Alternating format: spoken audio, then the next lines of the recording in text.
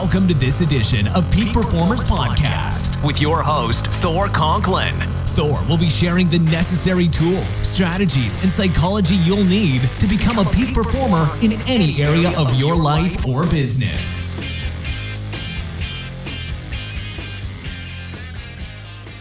Welcome back to another episode of the Peak Performers Podcast. This is your host, Thor Conklin, and today we have one badass in the studio. He actually is coming from Austin, Texas. Had an opportunity to meet this gentleman. Actually, we spoke on the phone about a year ago. Probably this is almost 1 year to the day almost. Probably. It was right in the beginning of January. I came across a website, a mysterious website that said, hey, are you a badass entrepreneur and are you interested in adventure? Got my attention. Clicked on it, found Paul, and then found this entire network of people that we're interconnected with. So it was pretty cool. Actually, one of your board members is a good friend of mine, Tanya. Yep. So without further ado, let me tell you a little bit about Paul. This is probably going to be the longest bio I've ever read on this show because I go through and I'm like, okay, I'll take that out, I'll take that out, I'll take that out. But dude, I didn't know what else to take out. If I left anything out, I think I'd be doing the listeners a disservice here. So bear with me as I work through this. And I printed this out in very small font. So first of all, who is he? Paul Kirchoff. Did I get that right? Kirchoff, yeah. Kirchoff. Excellent. Paul is a serial entrepreneur, investor, humanitarian, and global adventurer. He's the founder and CEO of domino1.org, a crowdsourcing problem-solving platform transforming government, business, and social good. He's also the founder and CEO of EPX, EPXworldwide.com, an exclusive community of super achievers, explorers, and entrepreneurs. And me. Yeah, and that was how I got into this thing. It must have been, my connection with some other people. So I started looking at some of the bios of these people, and I was just blown away. We'll tell you in a moment, actually, how Paul came up with this concept. Members include space shuttle captains, people swimming oceans, gold medalists, professional sports champions, top experts in AI, VR, blockchain, and hundreds of experienced entrepreneurs. Experiences have included Everest, crossing the Sahara Desert, climbing the inside of the Great Pyramids, and soon coming up actually is in Rio, it's Carnival in Rio, but not only are you going to see the Carnival, but you actually participate in the parade. How you pulled that off, I have no idea. You probably have the founder of in the group somewhere. There you do. There you go. He was most recently the founder and CEO of SaleAMP, a Austin, Houston. See, I told you I was going to screw this up already. Austin, Texas. Pay for performance digital marketing, Matt. We certainly need more of those. I can't tell you the number of entrepreneurs that write in all the time, and they're just so frustrated with their digital marketing agency. Yeah. It's just a black hole. So I'd love to hear a little bit about that. Sure. That as well. He was the youngest person admitted to the MBA program at the University of Texas. He sold and marketed a software company to NASDAQ and ran several multi-billion-dollar lines for Dell Computer. Dude, what did I leave out? Is there anything else? Yeah, that's pretty good, man. That's pretty good. I think we could absolutely keep going. So, let's start off with EPX because that's where we connected. And tell us where it all started. Well, it's really simple. I think that it probably all started from the moment I turned 29 and flipped to 30. Because from 30 to 40, I was working like every other entrepreneur, 16-hour days to either stay alive or to pursue success. It didn't really matter which one. It all requires 16 hours a day. And I had a good life. I was the same person I am now, but I invested my emotional time in that business, which probably reflected on who I was at the time. Right? Sometimes entrepreneurs tie themselves to what they do because you're there 16 hours a day. And I was a good dad and everything, but I think at some point when I was about 40 or 41, I just realized that entire decade flipped by. And, although it felt like you were making progress, and I certainly was, I really wasn't living an interesting life. And that's a very important thing because, as I've found, people that are pursuing any kind of achievement or people that are even, white collar workers sitting in a queue working for a company like Dell, They invest so much when you're prideful and you want to achieve something that time slips by. And I think in life, there's these circles of happiness where inside each one you have the human hierarchy of emotion. At the very highest, you could be grateful and appreciate everything. At the very bottom, you're hopeless, and there's a gradient in between. But I think one of them is your family, one of them is your romantic interests, and quite frankly, the other one is ambition. But even if all three of those are pegged at the highest level, that doesn't mean you're living an interesting life. And so I recognize the gap of this fourth circle of happiness. And so one day I was by myself right before New Year's Eve, and I just got on a plane the next day with a day and a half left to go to the end of the year, and flew to Iceland, knowing nobody. I didn't even know the weather. I didn't check, didn't check where the city was located. But the long story short is 36 hours later, I had accidentally rented President Reagan's suite where he used to go in the Cold War to meet Gorbachev. And I accidentally rented this thing, and I had the who's who New Year's Eve party of Iceland. And 48 hours later, I was hugging these people goodbye and coming home. And the adventure that happened because I said yes hasn't stopped in, many years since. And I know you were down at Necker Island with Richard Branson, with some friends as well. And you're like, wait a second. Let's keep coming back here. Well, wait, maybe we could actually take this party and go around the world with it. Yeah, that's true. Yeah. So I think on one hand, there's like the living an interesting life, which I think all of us deserve, especially when you work hard. But I think the other side of it is that there's something about these experiences when you have, people that you admire or love around you, because, if you take a set of people that all have a commonality and you go try to huff your way up the hill in the Himalayas, or you go to Richard Branson's, or you cross the Sahara Desert, that experience binds everybody in friendship immediately, because that memory lasts forever. And if it so happens that everybody has a business brain and is oriented in the same, kind of achieving path, then that experience did two things. Number one, it gave you immediate friendships that will last forever. And secondly, it once friendships and trust is built, then business happens effortlessly on top of it. So the whole Epics thing was, how can I deliver this interesting life path that I found and is very fulfilling to a bunch of other entrepreneurs, but use experiences around the world to bind their friendships and therefore help each other grow faster in business with these relationships that are now built on trust. Yeah. I've told my kids since they were very, very young, and this is going to date that I'm a little bit older than you are. Maybe. Yeah. You'll hear the word here in a second. A job will make you a living. Your Rolodex will make you a fortune. Yeah, very true. And some of the millennials go, what the hell's a Rolodex? Yeah. It's your contact list.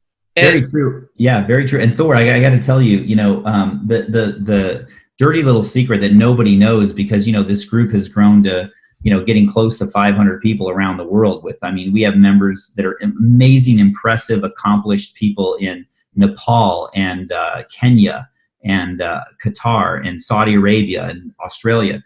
But the dirty little secret is that because of the amount of time that I spent in that business over the course of 10 years, it was actually more like 12, my social network was very small. I mean, I spent my time heads down praying that, customers would pay on time, employees wouldn't leave. I mean, all the things that are just brutal to go through.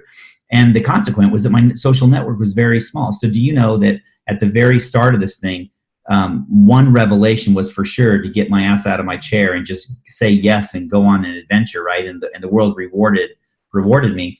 But the other side of it was, I put a New Year's resolution down, and who knows what year it was, that was literally, I believe I might have even been a little bit lonely, because you're working so many hours that my social network just wasn't there, even though I have the personality for it. And I remember putting down on a New Year's resolution to start a business that would make me one of the best social networkers in the world. I'm not kidding. And here we are, years later. I don't know whether it's, I've hit that achievement, but the quality of people in this group are phenomenal. I mean, it's just like people winning gold medals and sports championships and top actors and stuff. And it's not about fame and money, as you know. It's about the spirit of achievement and the spirit of adventure, right? Those two things kind of come together in this thing. So So, it's been an interesting ride for, the reasons why we are on this, conversation together. Yeah. And what's interesting, and I think so many people have difficulty understanding this because they haven't experienced it, or they're too young, or they just haven't formed the networks. But I find that the more successful my network is, the more giving, the more caring, the more generous. It's amazing. As long as you're going in with the right frame of mind, the right heart of not what I'm trying to extract from this, but what can I provide to this network? Yeah. It's amazing. Yeah, I agree. As a matter of fact, especially if we had, younger people listening to this, this is something that is a huge revelation. And I mean, I'm a byproduct of doing it right, probably because I was a byproduct of doing it wrong for so long. When people have contacts, when you meet and get to be friends with billionaires or people that are famous or people that, other people respect, number one, giving somebody respect should be because of the core spirit of who they are and what they give back to humanity. It shouldn't be because they drive a Porsche or a Ferrari or they have private jets or whatever. But the point is that back to the value of the network, I definitely agree that when you're younger, you hold these relationships tight because it's kind of currency, right? You know that people want to get to these people. But the dirty little secret is the more you facilitate connections, the more people have respect for you. You can't imagine the stuff that comes to me now, because I never stand in the way of two people doing business. There's no greed to try to intercept it and do something. If somebody wants to hire me for my brain because I have to put a lot of effort into making something happen, then that's a different story because it's a return on your time. But if you're ever fortunate enough to be in a social network that's growing, the greatest advice is to focus your time facilitating, giving away, right? Not just your value, but enabling people to exchange their value, rather than trying to monetize a social network, because I think that's exactly the wrong direction. Yeah, that doesn't work. As a matter of fact, about 5 years ago, I actually wrote down on my annual planning was start a new business, had no idea what it was. And from that, I wanted to pull a net profit to myself of X. Yep. I wrote that down. I do that annual planning every year in December or January. October, 8 months late, not 10 months later, I found myself at an event, and I saw two friends literally across the room. There's 5,000 people in the room. And I looked over here and I said, wow, you two need to know each other. So I went over one. I said, hey, you got 5 minutes? There's somebody that you need to meet. He goes, man, I'm running to catch my plane. He goes, I got about 4 minutes. Great. Those two connect. 3 months later, one of them invites me to his office and hands me an envelope with a check to the exact penny down. No way. That list. Yeah, to the exact penny. You can't make this up. Wow. And I didn't form that First, I knew that they needed to know each other. They ended up doing some things together that was very profitable for both. Yeah. And that's the way it happens. So your lesson learned is to write a much bigger number next year. I need to add some more zeros to it. Well, hey, you want to hear a crazy side story to the facilitating value? So this is literally last night. Last night, I flew back from Mexico and had to get off in Houston. I live in Austin, right, about 2 hours away. So I get off in Houston, and I go to dinner with a guy who's in Epics named Scott Parazynski. And Scott has, just to give you some stats really quick, he was the guy in the space shuttle, 5 missions. He was the guy who holds the human record for spacewalking. He was the person that was on the end of that 90-foot robotic arm out in the middle of space, fixing things. He summited Everest. He's legendary Vulcanaut, going into volcanoes. I mean, this guy is more accomplished than me. So we're sitting there last night, and he's telling me that, he's very interested in scuba diving. And so I am sitting there thinking like, well, wow, I might have a gift for a guy who's done everything, which is this other guy in Epics who may have discovered Christopher Columbus's main ship, the Santa Maria. So how about if I put this astronaut together with a guy who discovered Columbus's ship and just get these guys together so they can go enjoy a dive together? And when I got out of there, I was thinking, man, like back to that New Year's resolution of becoming a networker. I mean, that's a pretty good combo to like connect, but I mean, of course, why not? Yeah, absolutely. I'm always going into social situations, business situations, trying to figure out how I can connect other people. It's interesting because we do executive coaching, and under every annual goal or goals, I always make sure that they fall into 4 different pillars. You've got your physical fitness, you've got your mental fitness, you've got your business and making money over here. And the one right here to the left is relationships with yourself, a relationship with your creator, your vendors, your employees, your customers, intimate partner. And it's so funny because most clients come to us attracted to, okay, how can you help us in our business? Great. Yep. Let's take a look at the relationships. And they're like, oh, no, well, I'm telling you, 90% of the time, all their issues related to all the other pillars come back to relationships. As soon as they start to make improvements there, it's cross-contextual and affects every area of their life. Yeah, well, and I think part of the transformation, right, for me to go from working for a decade or 12 years and writing down, feeling lonely and writing down, go force yourself to build something that makes you strong in social networking. The other big thing that I learned, which has got to be right in the middle of your crosshairs on that particular 4th venue, is people dealing with, and it's a broad swath I just took, but dealing with insecurities, right? And these poor insecurities, I mean, sometimes unbeknownst to you, get formed, I believe, between 5 and 15 years old. And just to give you a very specific one that I feel like the faster I overcame it, and there's a lot to it, the faster the world started opening up. It was like taking a governor off an engine, right, that was trying to run as hard as it could, but you take the governor off, now you're going 80 instead of 40 miles an hour.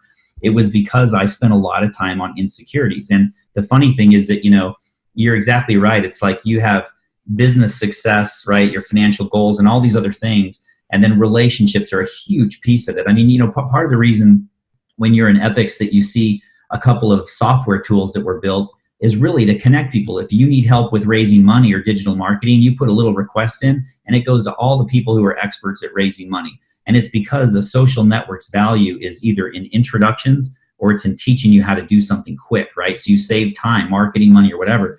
But the insecurity thing is a huge deal because the strength of your relationships cannot function unless you are the greatest version of yourself. And you cannot be the greatest version of yourself until you have overcome things that without your cognizant control can stop guttural negative reactions. And just to give you a real transparent example, when I was growing up, my parents were very middle class, not upper middle class, like very middle class. And they had actually grown up very poor. So they went from very poor to middle class. I grew up middle class. But check this out. I was an 88 percentile student, always, right? Every test I took told me I was kind of smart, but not the smartest. All my friends were setting curves. My parents had no money. Their parents were country club, kids taking trips and everything. I fell in love with a good-looking girl who lived on the top of the hill. I lived on the bottom of the hill.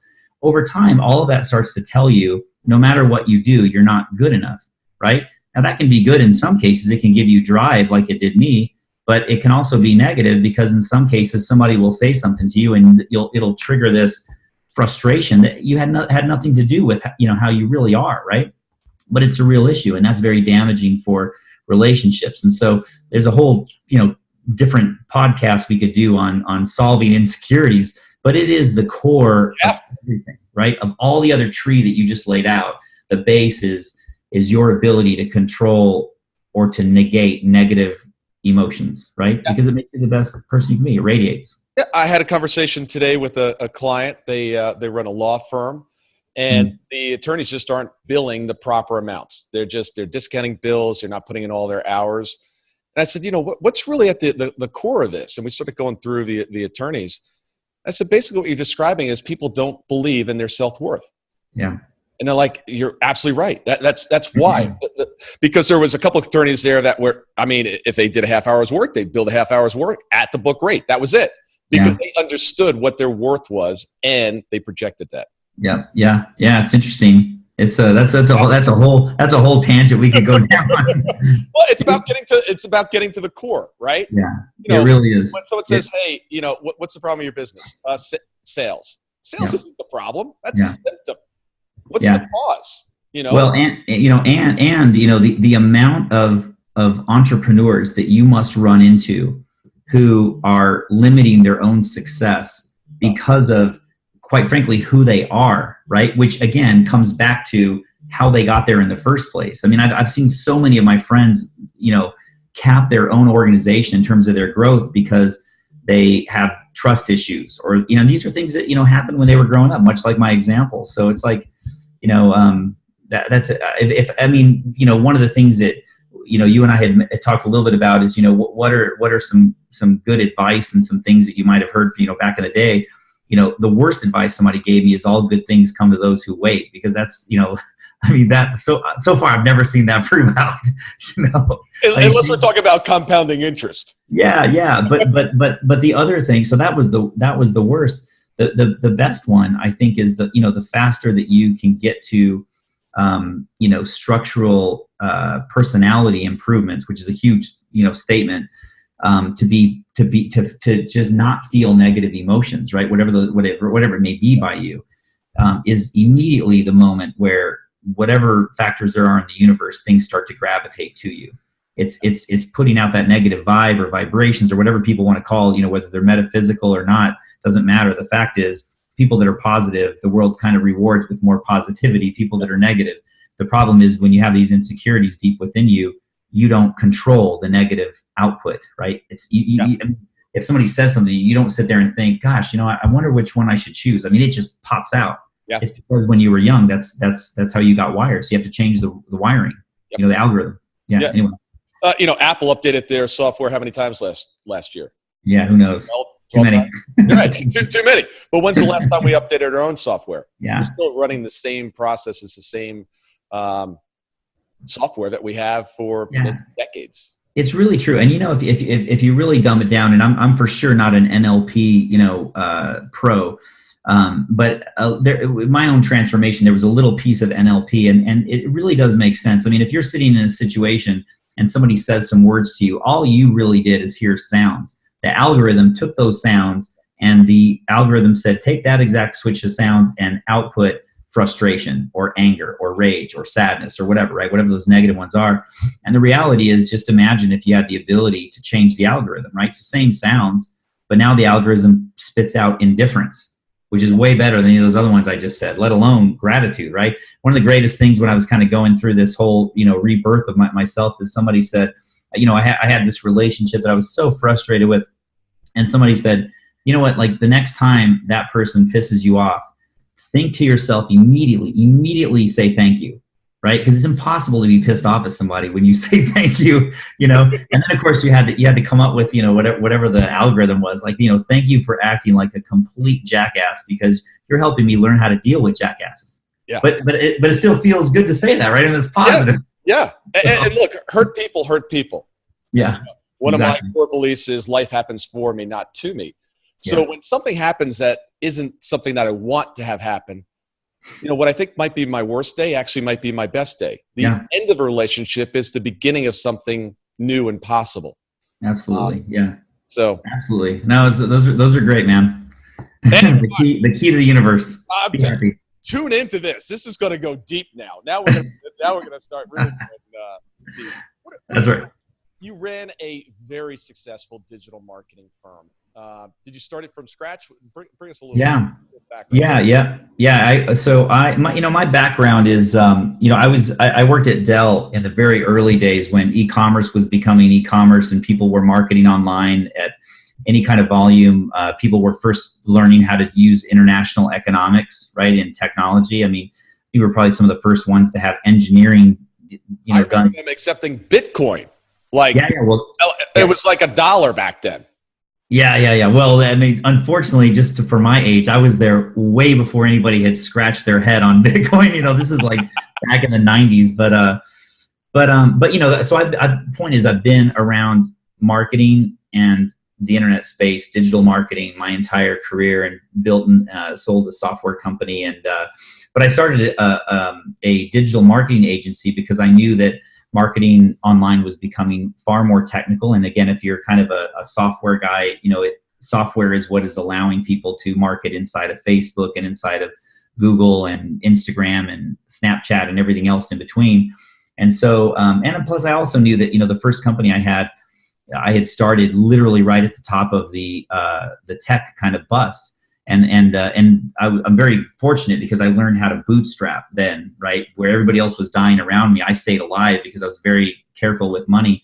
But I knew that, the key to everything was demand generation, right? Your ability to generate demand for what you have is sales, and sales, gives you time to cure up QA, to cure up your products, whatever it may be. You have to have sales. So I kind of focused my marketing and software skills to become as good as I possibly could at that skill set. And we were, the company's still around, and it's run by another guy who's in Epics that has, equal the skills that I have, but he wanted to acquire a smaller version of what I had sold and keep a smaller version running. So he's doing a great job. But it's very complicated. It's getting more and more technical, and the venues you have are being more and more controlled from a policy standpoint, like Facebook and some of the other social networks. But it's where the rubber meets the road. And I don't care whether somebody has a need for demand from business to government sales, B2B, B2C on e-commerce or lead generation. It all can be, throttled with good digital marketing. It's about relationships.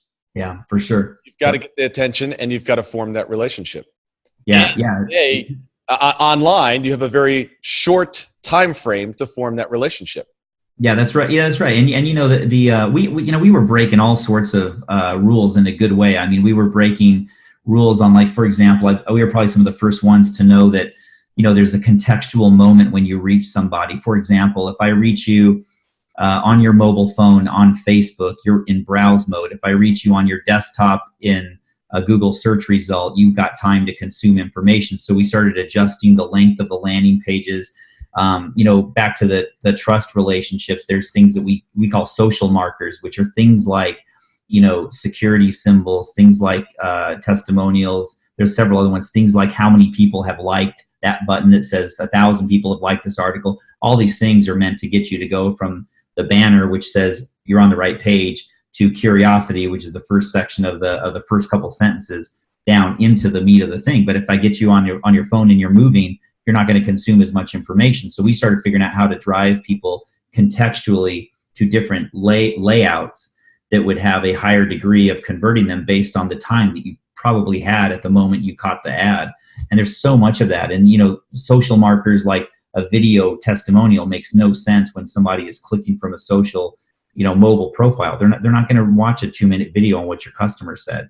And then these things change by, business model, right? As e-commerce versus lead generation or whatever. So it's, I spent 12 years of my life kind of building that business, and we were some of the best in the world at doing it. And it's everybody needs it, Yeah, and it's constantly evolving. Yeah, guy. Well, that was one of the good things and the bad things. One thing I learned from that business is it's a bear to scale, right? Because you have to add more people to handle more clients. So that I've kind of moved away from that. And then the other in life, the other part of it is that it's like being a home builder where somebody else owns the foundation and keeps changing it. So it's like as soon as you get a system ready to go, you have to rip up your plans and start over. So it's very interesting. The game changed. So Let's say you're 25. You know exactly what you know today. Yeah. You don't have any real funding to speak of. Where do you start? The funny thing is I'd probably do exactly what I did because I think it worked, and I'm not really sure, especially from a bootstrapping standpoint. Like, let's say you have zero money. Actually, let's make this even more like crazy because I know how to do this. Let's say somebody comes. I love that. Let's make this even more crazy because I know how to do that. Yeah, let's make it as horrible a choice as possible. We're trying to do that as entrepreneurs. It's like if it's really easy, it's like it's not enough of a challenge. Let's make it. Let's make it epic.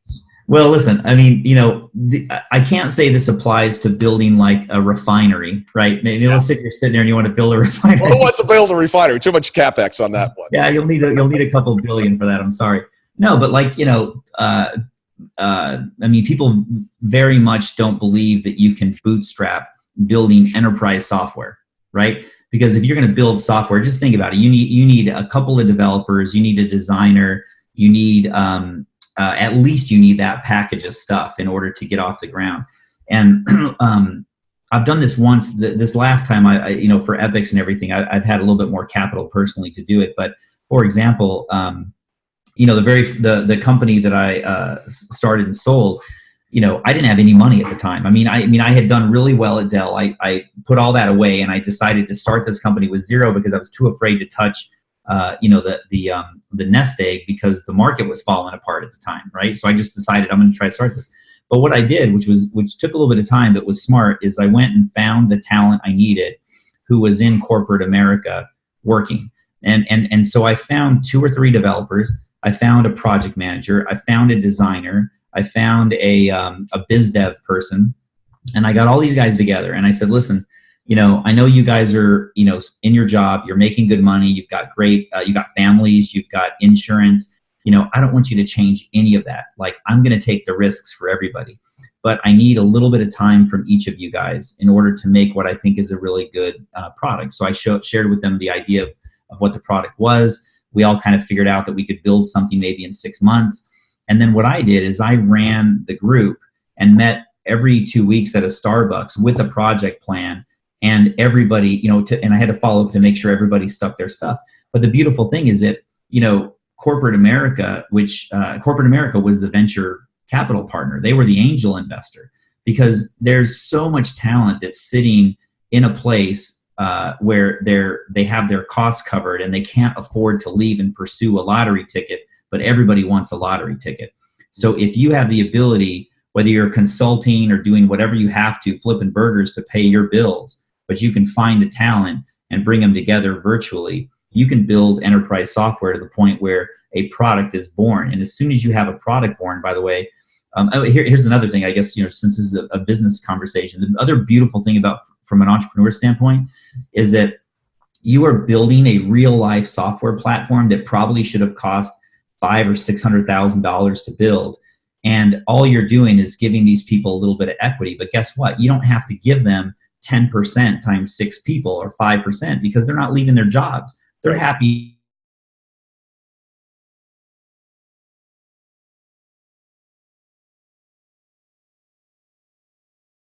So as an entrepreneur, corporate America's paying the bills. You're giving away a little equity, and 6 months later, you've got a company that could be worth $1 million and a real product to show to go get the first sale, right? And from that point on, you're flying. So, a lot of people, stop because they feel like they need money to fuel their business, but you don't, as long as you can find the right talent. And I think as entrepreneurs too, you figure so much of this stuff out as you're moving. Any of sailors out there or yachtsmen, when your boat is going, well, if it's sitting in the middle of the bay, you can't steer it. Going 2 miles an hour, it's really hard to steer. It's got to be under motion before you start to actually be able to steer it. And I hear all the time from young entrepreneurs, they're like, well, that's easy for you to say. You've been there, you've done that, you figured it out, you don't have any more problems. It's like, you kidding me? Like, every time you start a new business, it's like you're constantly failing along the way. We just know how to get up very, very quickly. So it kind of looks like this, constant movement up. And we're still scared. We still don't know the answers. Absolutely. The whole, build the gun, build the bullet, shoot the bullet, and then start curving it to a target is real life. That's the way it happens. I don't care what you thought your business plan was. I think business plans are like directionally, just like, tell me, does this person have a clue, right? Have they at least done enough work to have a clue? Because whatever you said you're going to do, a good business, 40% will go right. And the rest of success is staying alive long enough to course correct that bullet to the right target. It just is. I gave a speech one time at a bunch of young entrepreneurs, tech guys in Oslo, and we had a mixer before, and they were all coming up to me and saying, I couldn't even remember what they were saying because I kept fixating on Series A investment, Series B, Series A seed capital, C angel investors. So finally, the next day we're having dinner, and I finally had enough, and I got up on a table after these guys were talking about investors, and I said, I just want to, maybe it's just me, but like not a single one of you guys said the word break even, right? Which I just want to tell you how good that feels, because I don't care whether your business plan is to like go to Mars. If you need to all together go flip burgers to keep inching your way to Mars, you have to break even, because every time you're telling me I need Series A or an angel investing, I keep thinking, man, you are going to die. Like, if you need that, your business is going to die unless you get money from me or somebody else. If you would just get break even, you got plenty of time, right? If you don't like me, you can give me the finger and go somewhere else because, but I think people don't realize that, sometimes you have to do, and part of course correcting, as you know, is like for example, we started this software company that I built exactly like I said, and the sales were slow. So, granted, not everybody had jumped from their job into the company, but sales were slower than normal. So, what we did, we started building websites because it had nothing to do with what we were doing, but we could do that to make money to keep the machine going towards the goal. So, yeah, there's only one reason why a business goes out of business. Only one. You're out of money. Yeah, exactly. That's exactly right. Yeah. Try paying bills with accounts receivable. Yeah, that doesn't work. Yeah. I think I tried that a few times. Hey, don't worry about it. I've got this account receivable. Would you like this instead of your cash? Yeah, exactly. Yeah, I love that. You took me up on that offer.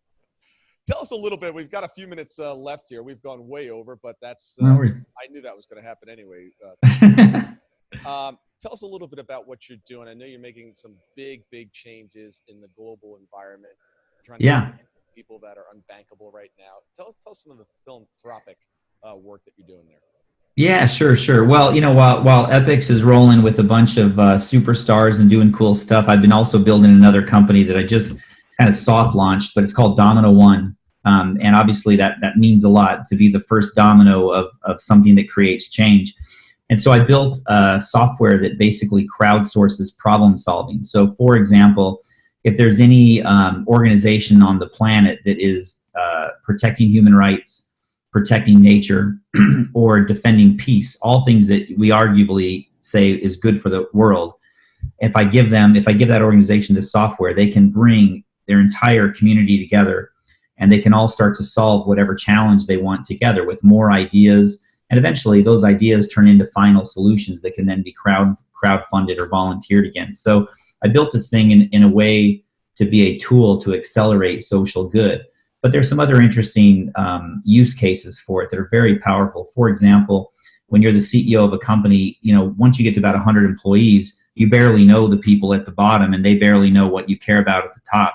And yet as a CEO, you're kind of dreaming about the day that they all, think about ideas for your business. You can't, it's very hard to motivate them. So what the software does is it allows a CEO to bring 15,000 employees together to help innovate against things that the management team cares about.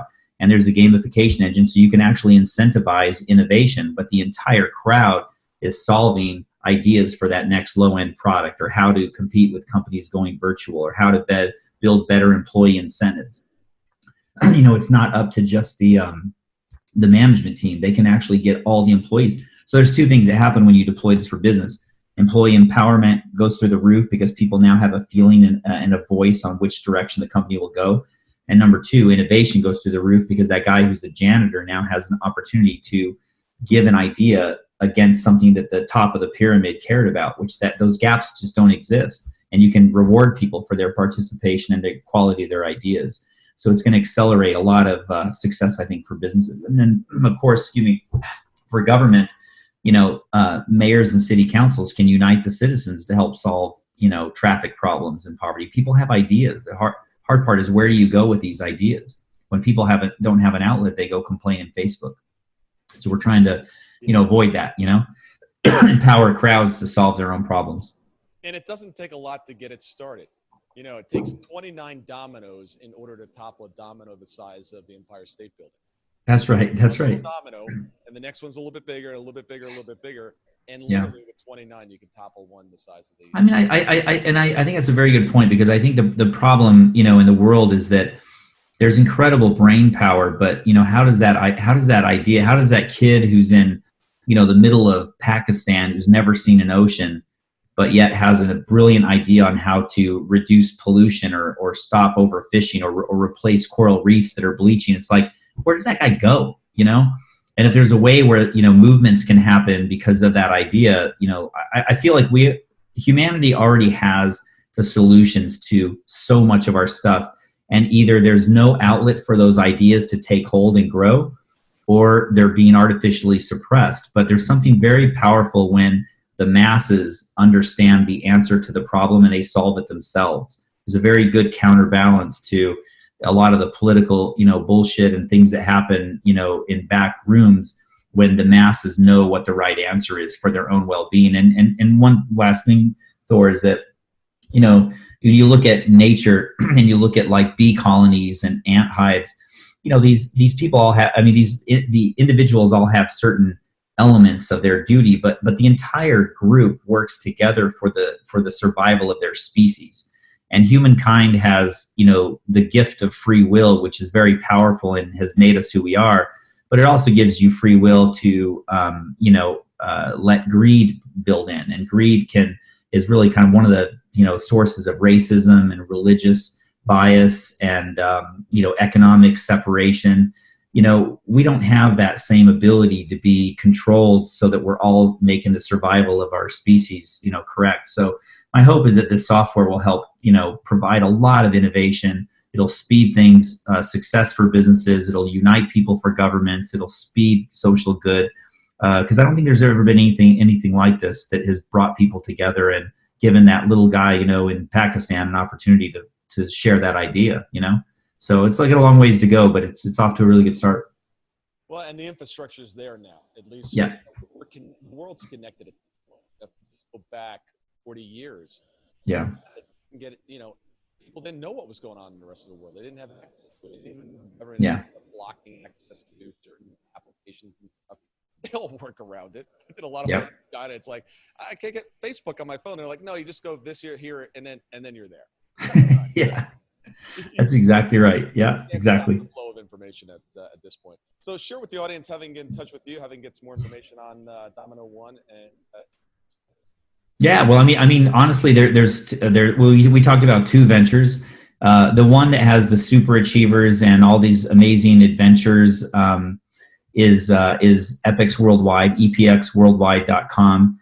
Believe it or not, one thing that we didn't quite get to is that, yes, there's all these, impressive people, but there's actually another layer of membership where we're starting to invite other people to join this, just very unique community that's geared towards achievement, whatever that means to you, and living an interesting life with the spirit of adventure. So we'd love to see more people join and become part of that.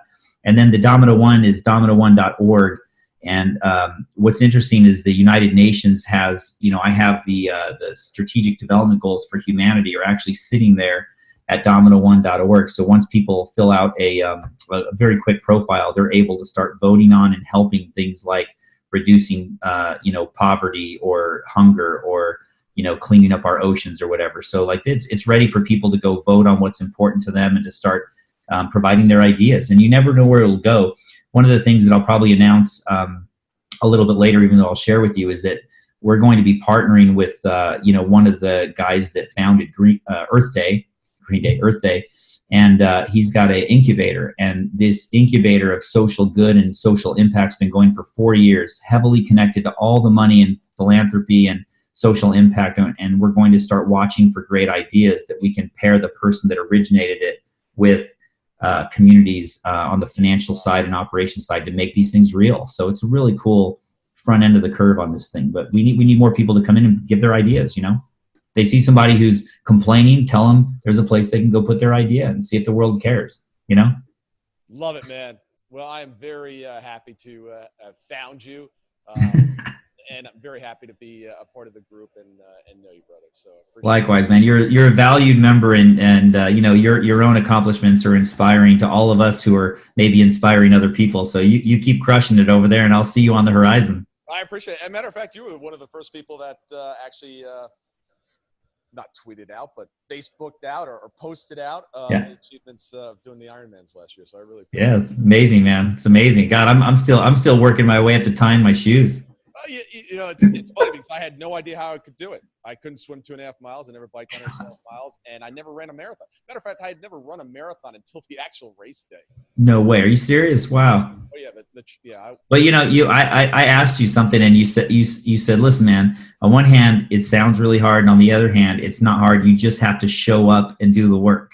You just got to show up and do the work. And right. At some point during the race, or several times during the race, your body's going to want to say, I'm done. I want to quit. Yeah. And my theme for 2019 last year was I found myself falling into a trap of, if it's to be, it's up to me. Yeah. We all tend to do that. So I flipped that on its head, and it's up if it's to be me. And then this year really comes down to one question: how badly do you want it? Yeah. I look back at everything that I've been able to accomplish. I wanted it badly, and I did whatever to get it done. And those things that I did not get accomplished in the past, I just didn't want them bad enough. Yeah. Yeah. It's amazing. And during that race, so during the second race anyway, I was getting ready to do the marathon, and my feet were torn up already. It was pouring rain. It poured 9 inches in 4 hours. And at some point, you're just like, why am I doing this? And for me, fortunately, when I asked myself that question, I was like, why am I doing it? I'll tell you why I'm doing this, because I said I would. Why am I doing it? Because people are looking at me to see if I'm actually going to do it and if I'm a man of my word. Yeah. I'm an example for other people that think they can't do this. Big time. Yeah. Yeah. So, big time. Big time. It's incredible, man. Question: why am I doing this? Why am I doing this? Yeah. And fortunately, I'd already pre-programmed my mind I knew exactly why I was doing it. Yeah. That's great. Amazing. Great having you on, man. I appreciate it. Thank you. Have a great day. Thank you. All right, brother. I'll see you soon.